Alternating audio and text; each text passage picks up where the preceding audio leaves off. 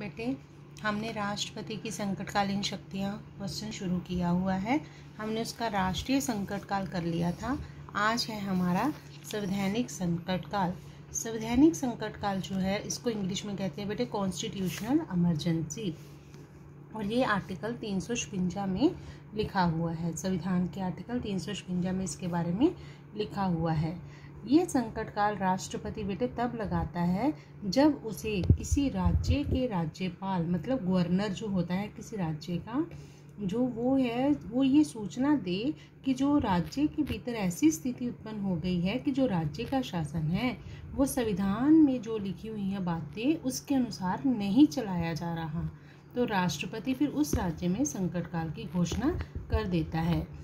ये घोषणा बेटे शुरू में केवल 2 महीने के समय के लिए ही लागू रह सकती है और 2 महीने के अंदर अंदर संसद की स्वीकृति लेनी होती है। जिस तरह बेटे राष्ट्रीय संकटकाल की घोषणा के लिए जो टाइम था वो 1 महीना था, 1 महीने के अंदर अंदर संसद की स्वीकृति लेनी पड़ती है। लेकिन ये जो संवैधानिक संकटकाल है इसमें 2 महीने के अंदर अंदर उसकी संसद की स्वीकृति लेनी पड़ती है। अगर तो संसद अपनी स्वीकृति दे देती है तो ये घोषणा आगे जो है वो जारी रहती है। अगर संसद इस घोषणा को स्वीकार नहीं करती तो ये घोषणा जो है वो खत्म हो जाती है और संसद द्वारा स्वीकृति मिलने के बाद ये घोषणा 6 महीने तक लागू रह सकती है। अगर लगे संसद को कि इस घोषणा को और अधिक बढ़ाना है तो फिर से स्वीकृति देकर इसको 6 महीने के लिए आगे बढ़ा सकती है। इस तरह से ये घोषणा अधिक से अधिक 3 वर्ष तक लागू रह सकती है। यहाँ मैं एक बात क्लियर करूंगी बेटा, संवैधानिक संकटकाल जो है वो राज्यों में लगाया जाता है। जिस तरह से राष्ट्रीय संकटकाल की घोषणा पूरे देश में भी होती है, पूरे देश में की जाती है, लेकिन ये कॉन्स्टिट्यूशनल इमरजेंसी किसी एक स्टेट में लगती है। ठीक है, जब ये घोषणा हो जाती है तो उसका प्रभाव क्या पड़ता है? सबसे पहले तो बेटा राष्ट्रपति उस राज्य का जो विधानमंडल होता है ना उसको भंग कर देता है और सारी वैधानिक शक्तियां जो होती है वो सेंटर के पास मतलब संसद के पास आ जाती है। मतलब राज्य के पास कोई शक्ति नहीं रहती कॉन्स्टिट्यूशनल इमरजेंसी में। सेकंड, धारा 19 में शामिल जो मौलिक अधिकार हैं जितने भी, जैसे घूमने फिरने का अधिकार है, भाषण देने का अधिकार है, संघ बनाने का अधिकार है, ये सारे अधिकार हमसे कुछ समय के लिए छीन लिए जाते हैं। और तीसरा, इसका प्रभाव क्या पड़ता है?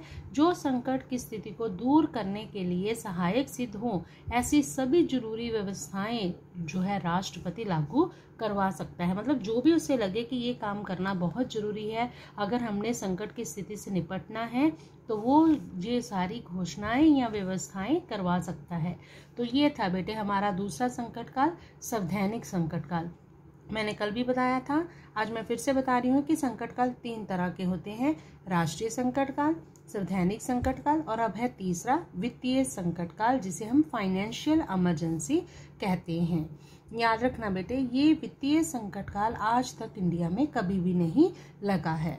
वित्तीय का मतलब होता है धन। अगर राष्ट्रपति को ये विश्वास हो जाए कि भारत के किसी भाग में मतलब किसी राज्य में वित्तीय संकट है, मतलब उस राज्य द्वारा ये घोषणा कर दी जाए कि मैं अपने सरकारी कर्मचारियों को ना तो वेतन दे सकता हूँ और ना ही अपना राज्य चला सकता हूँ, मतलब वो अपने आप को समर्पित कर दे सेंटर के आगे कि अब मैं नहीं कर सकता, कुछ भी नहीं कर सकता क्योंकि मेरे पास कोई पैसे नहीं हैं, तो उस समय राष्ट्रपति उस राज्य में वित्तीय संकट की घोषणा कर सकता है। जिस तरह संवैधानिक संकट काल पर भी 2 महीने के अंदर स्वीकृति लेनी पड़ती है, ठीक उसी तरह से वित्तीय संकट काल पर भी 2 महीने के समय के अंदर अंदर संसद की स्वीकृति लेनी पड़ती है और अगर संसद स्वीकृति ना दे तो ये घोषणा जो है वो रद्द हो जाती है।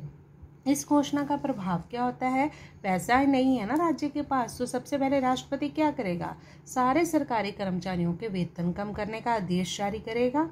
दूसरा, राष्ट्रपति राज्य विधानमंडल द्वारा पास किए गए वित्त बिल मतलब धन बिलों से, जिन बिलों में धन से रिलेटेड कोई भी है, भी कोई खर्चा करना है या कोई नहीं करना, वो सारा कुछ अपनी स्वीकृति के लिए मंगवा सकता है। वो ये कह सकता है कि कोई भी वित्त बिल पास करने से पहले मेरे पास भेजो ताकि मैं उसको स्वीकृत करूं, तभी वित्त बिल आगे पास हो।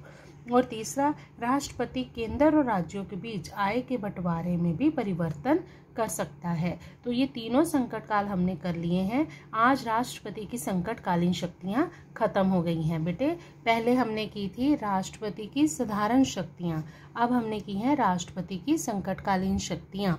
ठीक है, ओके बेटा।